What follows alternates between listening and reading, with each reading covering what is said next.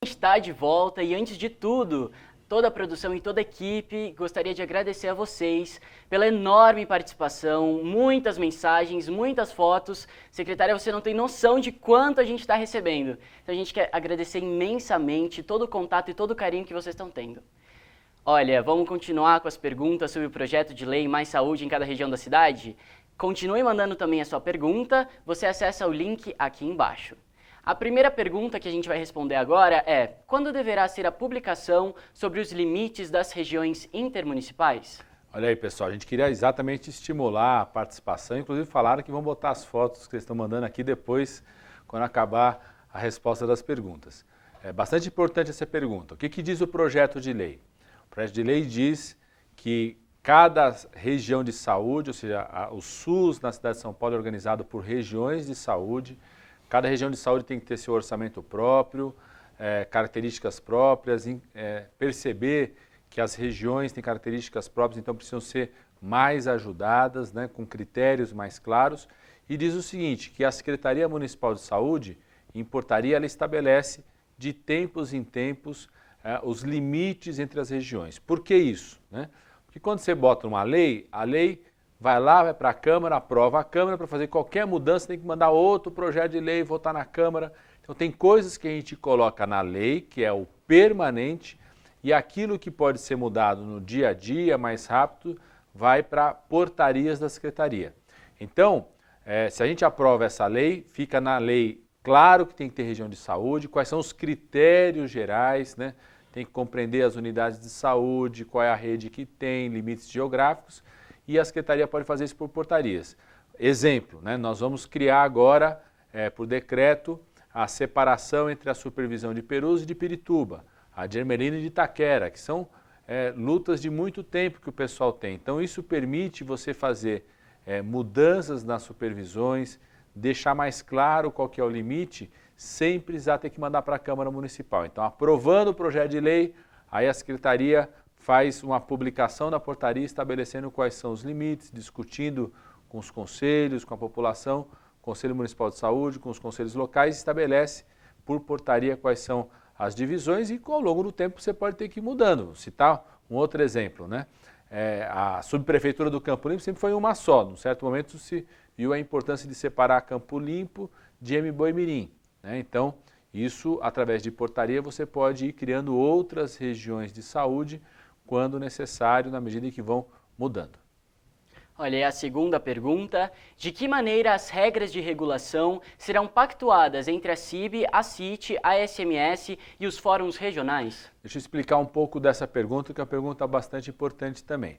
No projeto de lei que nós estamos falando o seguinte, que os fóruns regionais, o fórum de rede que junta secretaria, os hospitais, a UBS, né, em cada região, eles sempre vão se aproximar para discutir, esse fórum vai decidir várias coisas, seguindo aquilo que são diretrizes pactuadas na CIB, que é a comissão entre governo estadual e os governos municipais, na tripartite, que é o governo federal, estadual e municipal. Nessas comissões que se fazem os pactos. O que é isso? Por exemplo, citar um exemplo, maternidade, por exemplo, tem um pacto na CIB que é feito entre as maternidades estaduais e as maternidades municipais, quantas vagas serão ofertadas para a cidade de São Paulo. Citar um exemplo, isso é pactuado lá na CIB. Só que às vezes é pactuado na CIB, mas é o fórum regional que vai ver se aquilo que foi pactuado está acontecendo de fato. Então isso permite, por exemplo, quando o Estado fechou a maternidade em Interlagos, a gente poder cobrar na CIB porque não estava, não era aquilo que estava pactuado. Né? Ou cobrar, por exemplo, cirurgia de válvula cardíaca para criança. Né? Hoje o município faz muito mais do que os hospitais estaduais. Então a gente utiliza isso para cobrar em relação ao que estava pactuado na bipartite. Um outro problema sério que nós temos hoje afeta o SAMU. Né? Muitos hospitais prendem a maca do SAMU e aí a ambulância não consegue estar circulando na rua.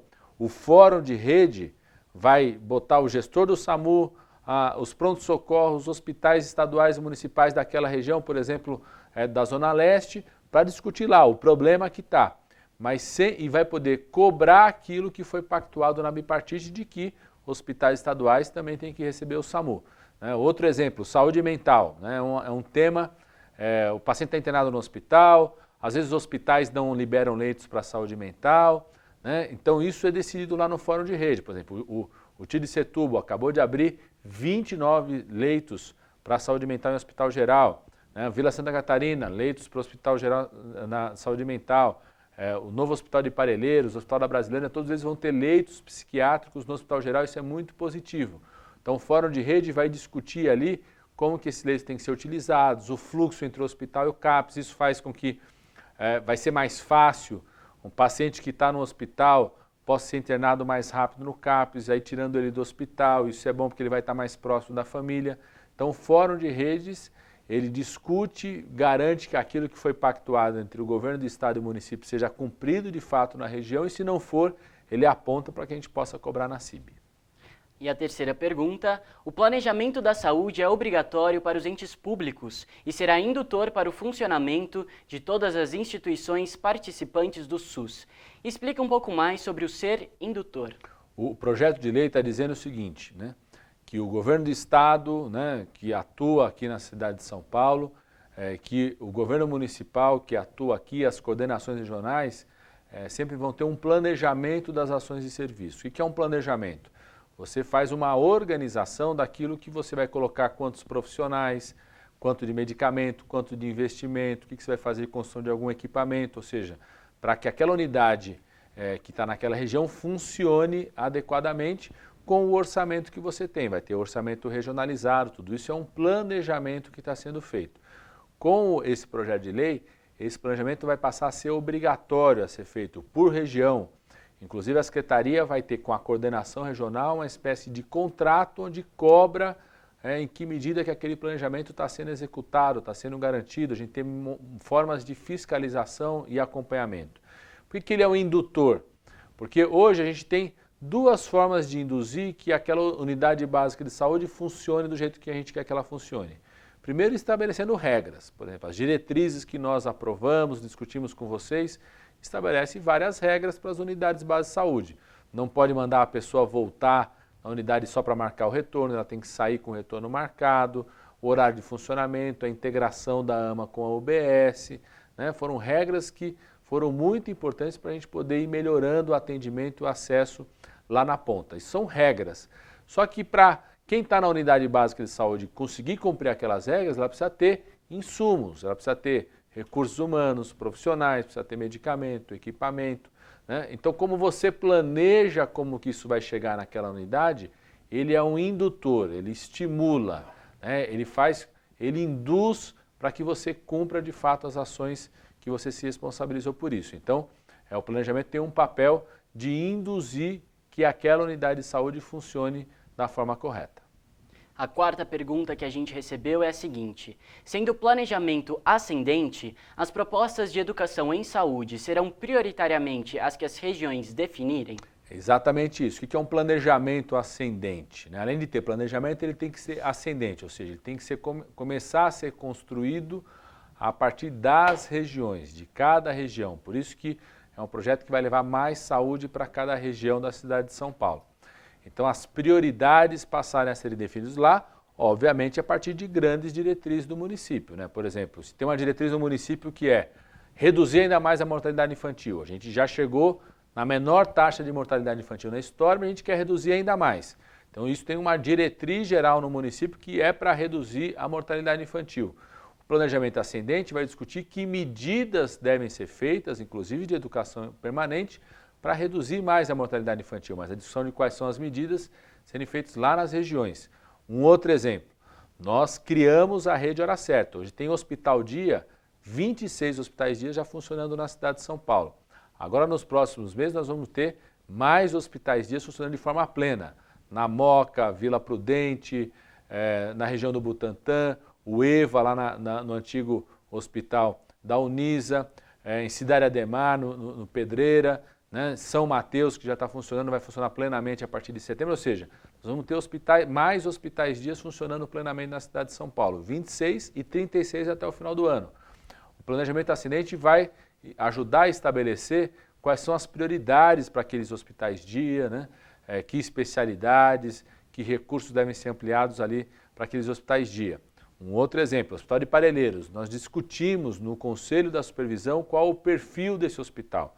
Vai ser o primeiro hospital municipal, por exemplo, a ter atendimento de hemodinâmica, né, para toda a situação do infarto. Citar um exemplo como esse, vai ter maternidade. O Hospital Sorocabana nós estamos discutindo com o Conselho da Supervisão, montamos um grupo de trabalho para discutir qual que tem que ser o perfil desse hospital, o Sorocabana, né? Então isso tudo são instrumentos de planejamento ascendente onde a região, o Conselho discute quais são as prioridades, como o exemplo para a educação permanente. E a quinta, são 3 perguntas na verdade, vamos lá. O que quer dizer com mais saúde na região? O que vai diferenciar a mais do que já temos? E como é este projeto e como ele vai beneficiar a população?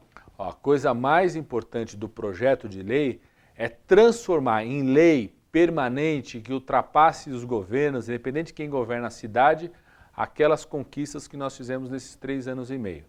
Então, a primeira conquista, reforçar a regionalização.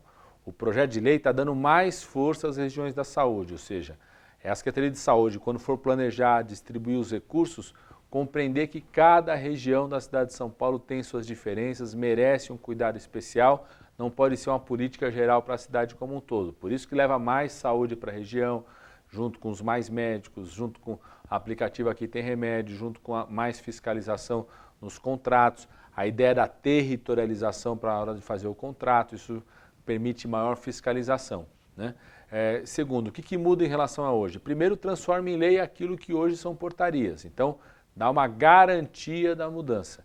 E tem coisas novas no projeto de lei, como, por exemplo, direito dos pacientes, transformar em obrigatório que tem que ter visita aberta nos hospitais, ou seja, não tem que ter um horário específico para você visitar uma pessoa que está internada, que isso possa ser ao longo de todo o dia. É lógico que no caso da UTI tem restrição, mas nas enfermarias não precisa ter essa restrição. E você, perto do paciente, você melhora o cuidado para esse paciente. É uma medida de humanização, né? A ouvidoria ser uma lei. Isso é uma mudança importante em relação ao que existe hoje. A ideia da rede escola, botar numa lei que você tem que ter uma política comum de valorização dos trabalhadores, sejam da prefeitura ou seja das organizações sociais. Botar em lei que você tem desconto de equipe mínima. É feito hoje, mas passa a ser lei. Então tem algumas coisas, que é fazer aquilo que nós já estamos fazendo, transformar em lei, e tem regras novas a passar a funcionar para a cidade como um todo, como por exemplo a visita aberta nos hospitais. Olha, a gente recebeu inúmeras perguntas, mas infelizmente o programa chegou ao fim. A gente gostaria de agradecer imensamente a participação de todos que assistiram e enviaram as dúvidas. Não se esqueça que o projeto de lei Mais Saúde em cada região da cidade irá para consulta pública e que você pode acessá-lo e opinar no link que aparece na sua tela. A gente quer agradecer muito a sua presença, secretário. Pessoal, quero agradecer muito o pessoal aqui da escola, de toda a nossa rede Sampa, o esforço dos profissionais de saúde, dos agentes comunitários, dos conselheiros, do pessoal do PAVES, do pessoal do Jovem SUS, em cada unidade de base de saúde, os nossos parceiros que executam as ações juntamente conosco, né? Agradecer o pessoal da autarquia que também está acompanhando e falar que a gente, no tempo aqui, é mais para estimular mesmo o debate, não dá para responder todas as perguntas, vai estar no site as respostas e tem algumas coisas que a gente não pode responder no site da Secretaria, porque a gente está num ano de eleição, então tem várias restrições, mas vocês podem acompanhar lá no meu perfil, que muita gente já acompanha, já critica, já manda sugestão. Então pega lá no Facebook, Alexandre Padilha, a página, né, no @padilhando no Twitter, vocês podem acompanhar que a gente vai respondendo as críticas, as sugestões que estejam lá. E esse é um projeto de vocês. Vocês vão ter a oportunidade de construir o SUS que vocês querem na cidade de São Paulo e que essa seja uma conquista permanente. Então basta vocês sugerirem, criticarem, participarem, reunião em cada conselho local, conselho da supervisão, conselho municipal de saúde. Nós vamos fazer 6 reuniões de novo com os conselheiros e trabalhadores na cidade. A gente se encontra nas reuniões debatendo esse projeto de lei. Um grande abraço, viu, pessoal? Como o secretário disse, opinem lá no projeto de lei, é muito importante a participação de todo mundo. Essa edição especial fica por aqui. Um bom dia para você e um excelente final de semana. Até!